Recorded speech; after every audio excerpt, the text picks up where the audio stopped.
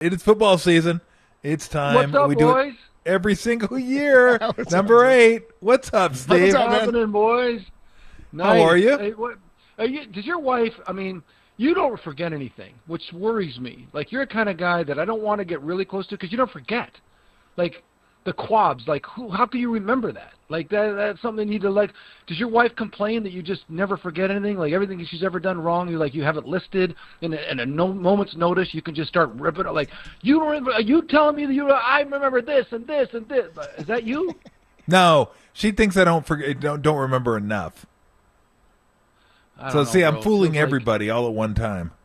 Yeah, it feels like you scare me with the stuff you remember. Well, thank so. you. I appreciate that. Like in a don't know if I'm Hannibal ready for Lecter that. type scare you, or Yeah, no. Let's not even go there right now. Week 0. We don't need that yet, Tom. Oh, my Things are goodness. bizarre enough, bro. We don't need to increase the bizarreness. Okay, well let's not start there. We'll ease our way into that. Let's start off by talking about how golf went for you in Tahoe this year. Sucker. Hey, look, bastard.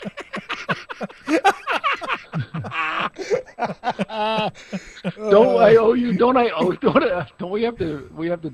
Yeah, you owe us I a don't know, backyard show. One of our texters Look, came all in I and said, know, yeah. I meet Larry the Cable Guy and I meet Ray Romano. Those are my boys, right? That's who I like. That's where I hang.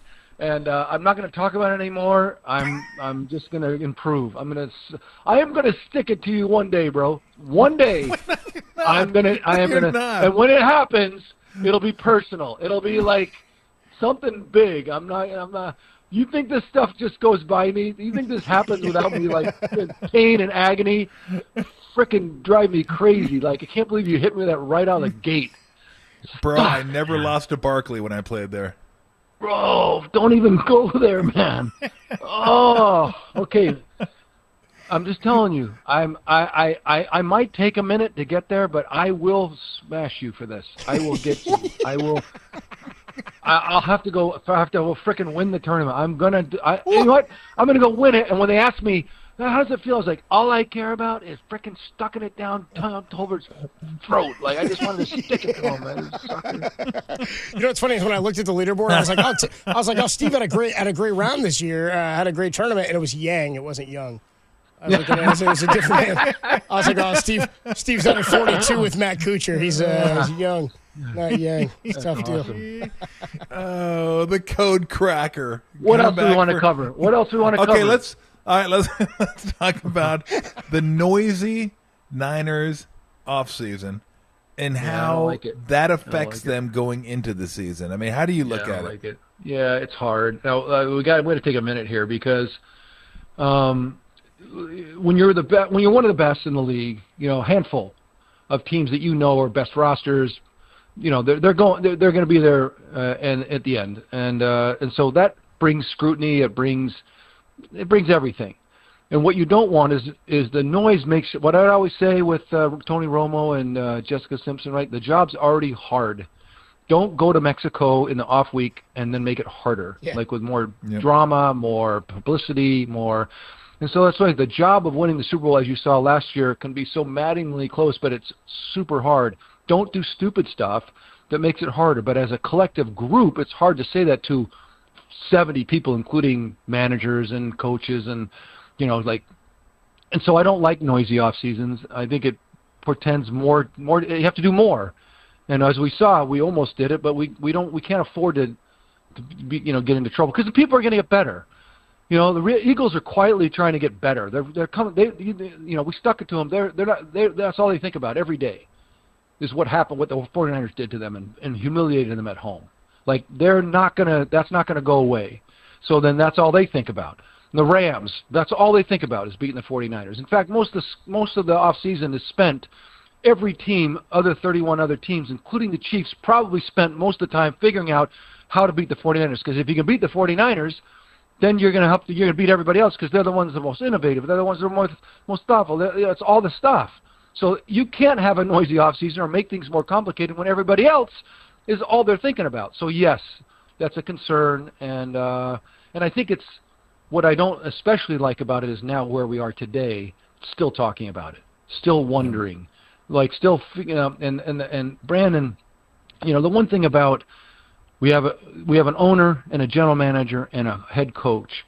When I say desperate or need or want or are maniacally focused or whatever you want to do about a Super Bowl, they all, for different reasons in their lives, have come to this place with this visceral, deep need to get this done and do it now. And so with that, you can either jump in and be part of the solution, or you can take advantage in small ways.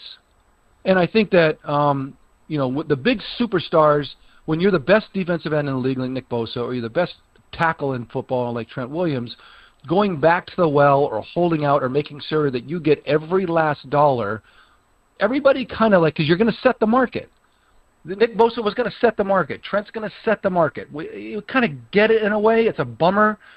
I wish that Trent would have done this earlier, or the 49ers, and I get all that. But Brandon, because of his youth and because he's not going to set the market, yet wants to set the market, says, I want to be traded.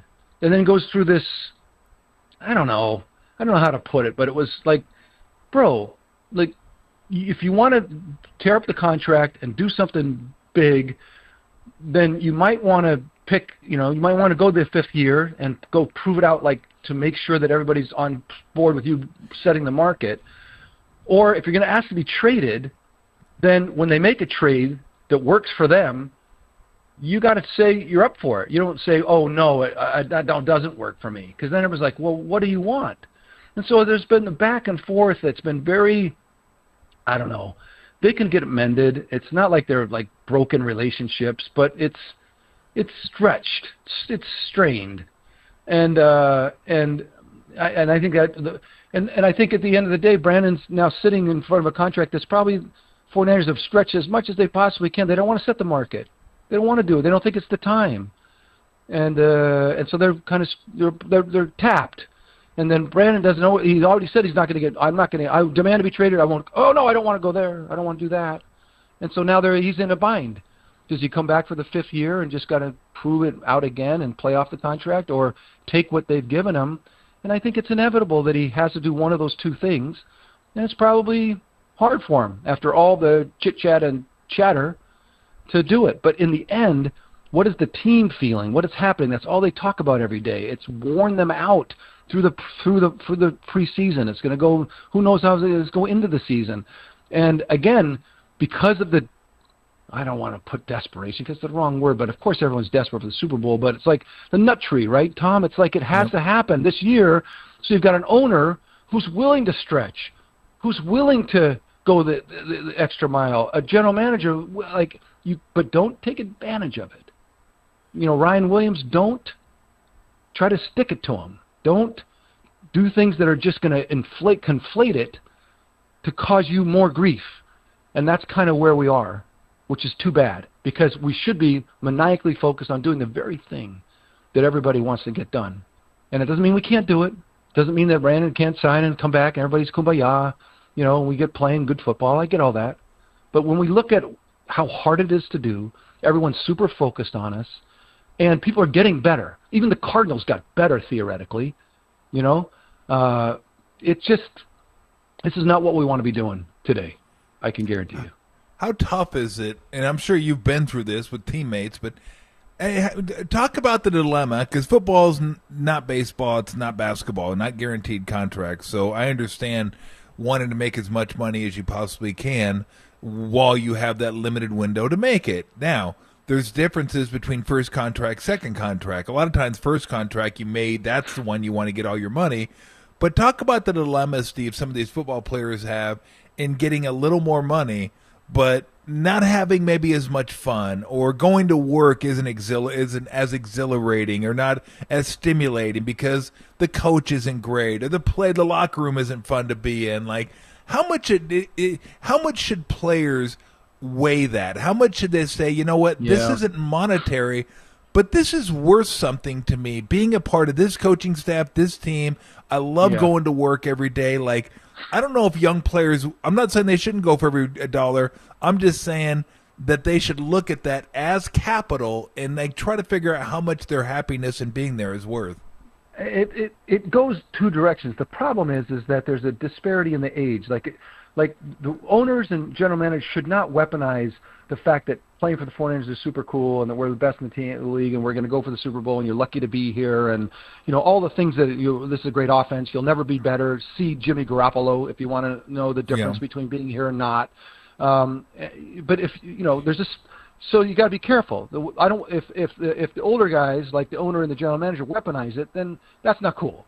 But they haven't, and I don't think they do that. I watch closely for that and listen closely and pay attention, and I don't think they could, especially as they get irritated and pissed in negotiations. They could weaponize it. They don't, and I appreciate that in them.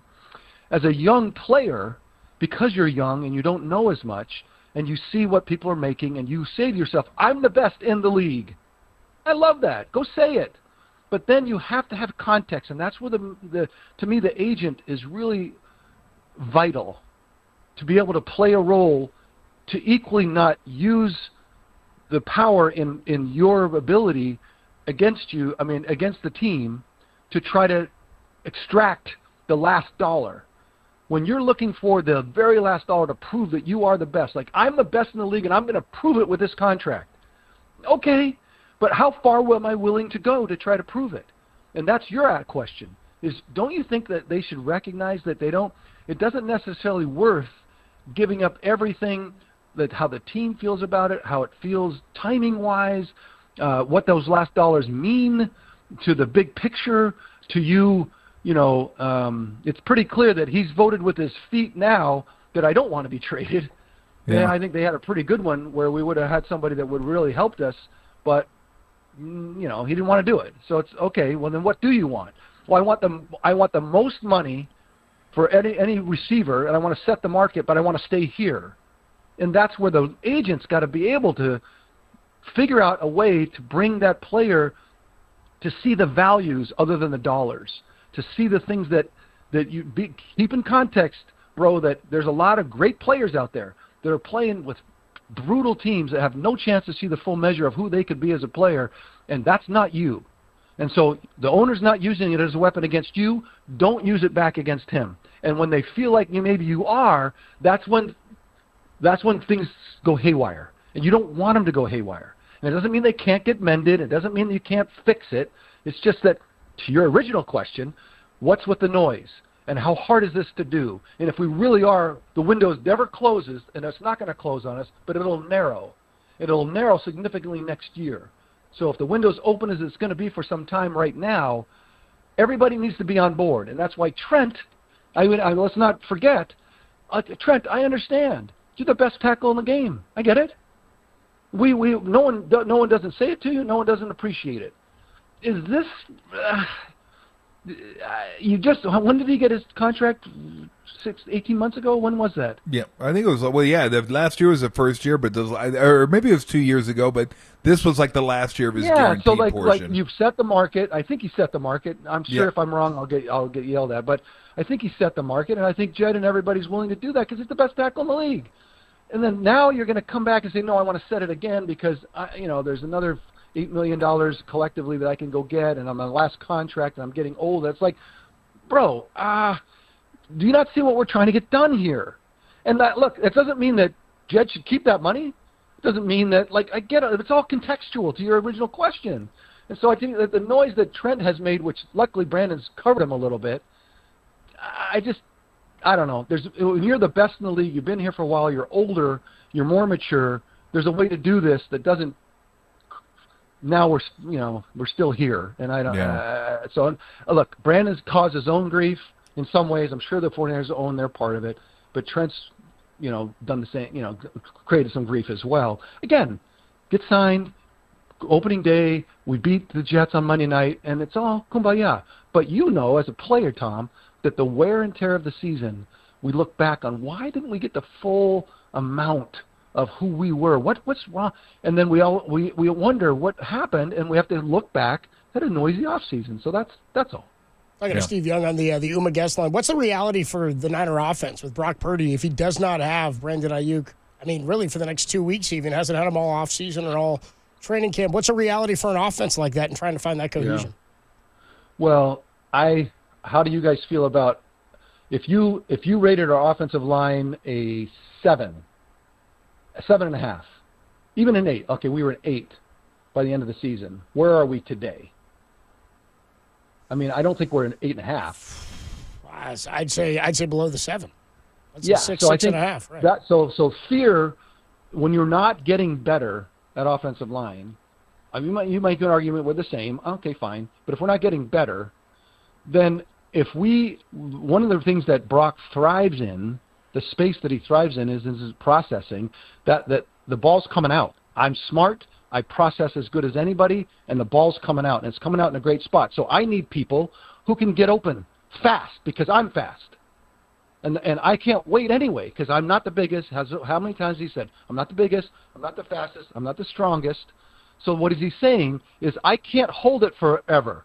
There's a few plays here I can extend and kind of be cute and everything. I get that, but that's not my game. My game is the ball's coming out.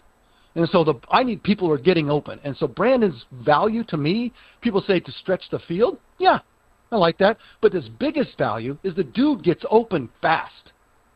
At the line of scrimmage, he beats people and he's open. More than anyone else on our team can get open now. And so for me, that's a big part of why I really want Brandon on this football team, because he gives that ability for Brock, who processes really quickly, to I'll find you, Brandon, as fast as you get open. And he is super quick at that. So that's a huge value, as Brock is he's a momentum processing, ball comes out, constant, the high completion, high efficiency, all that stuff. And Brock's game is not, if you think about it, I want to have you hold the ball longer, move around, try to do something crazy, and then throw the ball over the field. That's not. He does do it, but it's as a sidelight. It's not the main course. And I love that he has that ability to do some of it. But please don't tell me that he's Lamar Jackson, Patrick Mahomes, Josh Allen, C.J. Stroud, like any of those guys. That's not his game. And so we need the talent. We need all the people. We need an offensive line that's getting better. If you're telling me they're not getting better, then we even more need people who can get open quickly. He can process, find them, get the ball out, and bam, we get on the move. And then because we're very efficient, completion, then the fifth one is the big one, where they mess up, they let somebody run right by him, George, even Debo can run by people, and that's like the big play. And that's why you have to have people like Brandon Aiyuk. And so if we don't have Brandon Aiyuk, we got to find somebody who can get open. And I like Steve Smith was a guy back in the day that they couldn't cover him at the line of scrimmage. He was smaller, but you couldn't. He was open right away, and Brandon's that way. Looking back on last season, what are your overall feelings of the defense?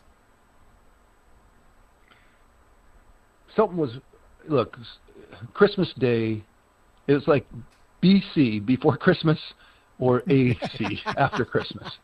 Yeah. Because something happened. And it happened to the whole team, by the way. Something happened when the Ravens came in and just bloodied us. We weren't the same. Now, we showed great resolve against the Packers, and we showed great resolve against the Lions, and we hung tough, obviously, against the Chiefs. Probably should have lost. Probably the most likely win we should have had is the Chiefs compared to the other two. Yeah. But we won the other two and got beat by the Chiefs. But that goes for everybody, by the way. Our offense wasn't – look, we held Patrick Mahomes to 19 points in regulation. If you would have told me that, then I would say we'd win 9.5 out of 10 games. So anyone who wants to blame the defense for the Super Bowl, look, I think that we all need to own that. But the defense in particular, the pass rush that's how – think about the Super Bowl runs we've made. They were built off of a pass rush that was elite, better than anyone else, or top 2 or 3. And in this league with the quarterbacks running the show completely, defense is never going to win championships anymore, but it can make a huge dent into it. And our pass rush was the key, and it just faded. And at times it felt like Nick was just kind of pushing, and people were just kind of like you wondered. So that part of the defense, and then when the big boys came into town, whether it was Joe Burrow or Lamar or who else, got us. When Patrick gets us, like that's when that shows up in the secondary. Like we rank and file, we kind of beat up in the like we never get exposed in that way. But when we've played the big boys, it feels like they light us up. And so that concerns me, but it doesn't show up very often, once or twice a season, unfortunately, when it really matters. So to me, if we have a pass rush, we'll defend the run. Fred will get everybody in the right spot. But if we don't have 4 guys, not 5, I don't want 5 guys. I don't want 5 guys for a pass rush. We have 5 guys for a pass rush, we're going to get beat. 4 guys, and if it's going to be Bosa and Floyd and 2 big pushers in the middle and they're going to dominate like they did 2-3 years ago, I'm cool. But if it's going to be like last year, another thing that's going to make it that much harder for us to win a championship. Before we run, we got a little bit of time. Let me ask you to bounce around the league a little bit, and let's start with their first opponent, the Jets.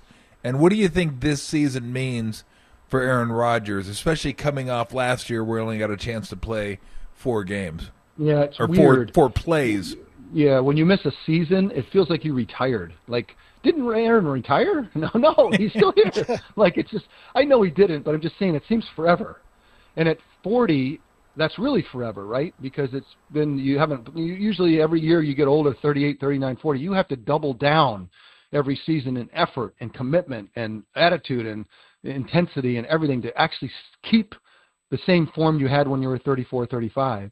So it's really, if Aaron has done that, which I believe he has, and he's got the team behind him, which I think he does, then obviously if he stays healthy, he's got a running back and he's got a defense. Like, there's reasons to believe that he could cause a lot of grief. Now, gratefully, like all the big boys at quarterback are in the AFC, so then theoretically we only have to see him at one important point in the game, in the season, that's at the Super Bowl. But I don't want to see Josh Allen, Joe Burrow, Aaron Rodgers, Justin Herbert, now C.J. Stroud, Lamar Jackson. I don't want to see them, and gratefully we don't. But we do, obviously, at the beginning of the year. But if you think about the Jets, it just feels like what's the guardrails for the Jets? Like 6-11 and 14-3. Like, I think it's like, I don't know. Yeah. I have no idea. Like the guardrails for the 49ers really tight. The guardrails, but maybe the Jets have the greatest ability to be super great and the greatest ability to just flop in the ground than anybody in the league. I don't know. It feels like. Who will be the biggest threat to the Niners in the NFC? Packers, Lions. You only Eagles. have 5. Well, you get. I think that's. You want to fair. include the Rams in there? Because if Matthew Stafford is healthy, Yeah. like if he's 100%, I'm not saying 85, which is probably the best case scenario for him right now. But let's say he's 100%. If Matthew Stafford remains 100% healthy, it's a threat. That's just Agree. That just is. But I don't, that's going to be a hard one for them. It's hard for Matthew to stay that healthy, and I get that. But yeah, it is really Philadelphia. It feels like Philly's trying to do the things to answer back. They haven't done anything yet, but they're trying to do roster-wise, and the effort you're starting to see and the attitude and the conversation that I'm hearing is like, okay, we're going to fix what went way haywire. But I don't believe that was so haywire that I need to see it. You can't just tell me about it. Like, I want to. Remember what I said. Remember when they got beat? They're dead because they were cooked as a team. You could see emotionally they were cooked.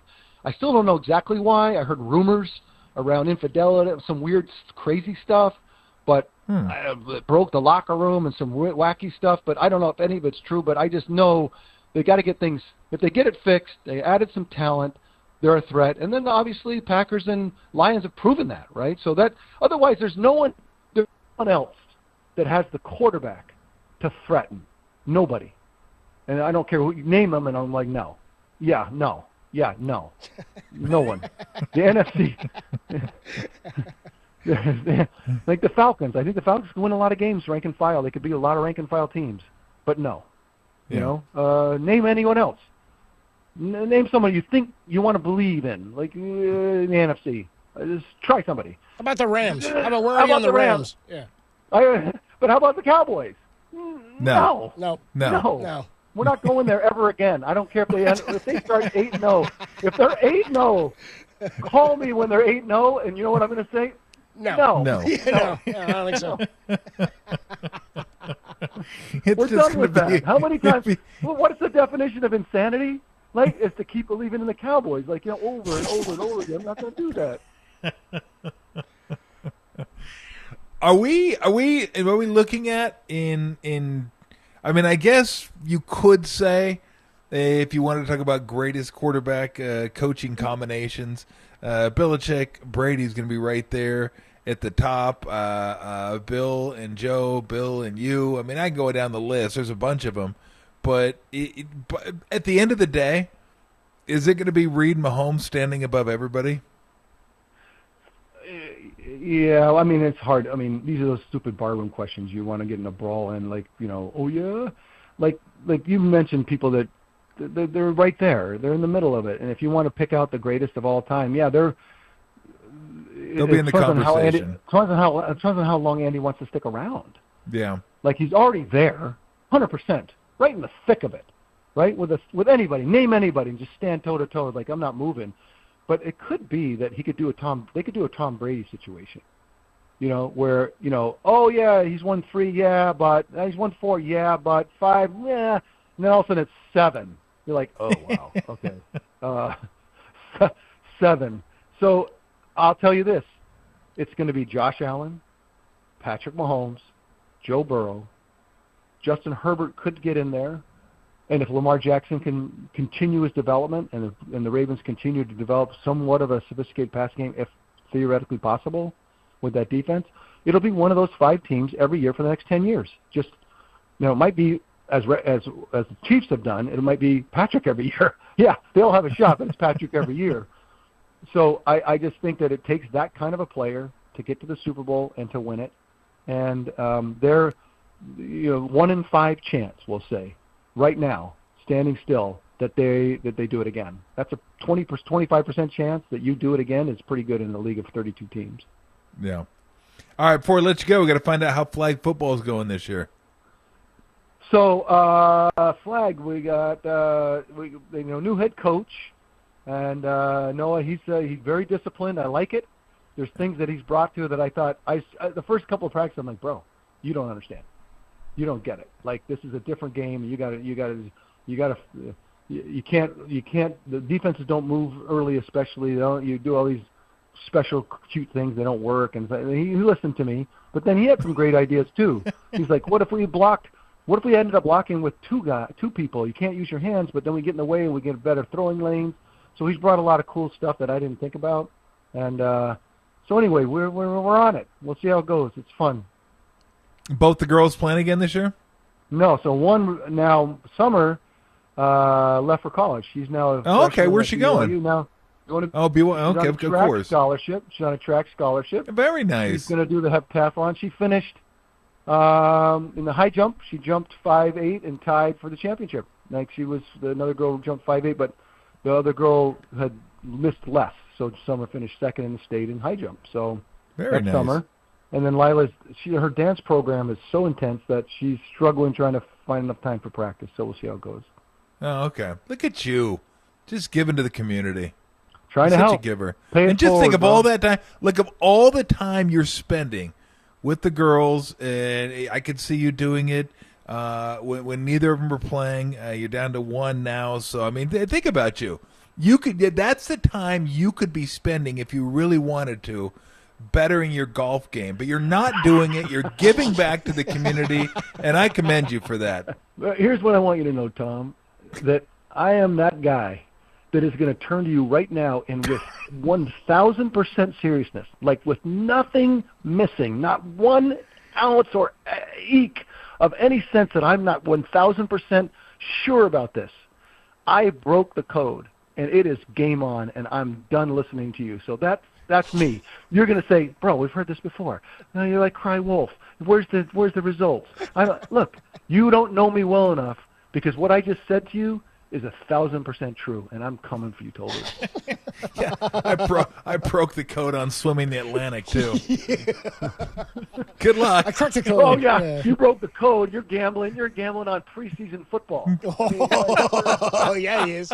Yes, he is, Steve. Hey, look, I don't take that as a slight. I take it as a compliment. Thank you, Steve. Is that one of the easiest bets in the world, preseason football? What's or that? The hardest? Is that the easiest bet in the world or the hardest bet in the world? They're all the hardest bet in the world. I know in some ways preseason football could be the easiest because Well, if you're playing the third stringers and the other team's going to come out for a half, and that's what I tell people. That's the point. You could get certain advantages because coaches let you know what the rotations are going to be, how long quarterbacks are going to play. So it's not a sign of your degeneracy. It's a sign of your your clear knowledge and power and aptitude. Like, this is not a degenerate gambler. This is somebody that sees the odds and goes for it. Nah, that's degenerate. There's no doubt Tom about needs that. a meeting. It could be both. It could be both. I'm trying to help you, bro. It's certainly not just the latter. Oh, man. We look forward to it every single week. I can't believe it's football season. You're back. Look forward to it, Steve. See you, boys. All right, man. Number 8, the Hall of Famer Steve Young joins us every week throughout the 49er season. The best half hour in sports radio. Set your clock. Steve Young going to join us throughout the football season on Wednesdays at 5 o'clock. Wednesdays will be his normal time at 5 o'clock. Also, we'll have Dante Whitner that day at 3:50 as well. Number one takeaway I got from Steve is, boy, a lot of thought on the agent for Brandon Aiyuk, huh? Yeah. We'll get into that next. And then Kerry Crowley at the top of the hour at 6 o'clock. It's Tolbert and Copes. Steve Young is back in our lives on the Sports Leader.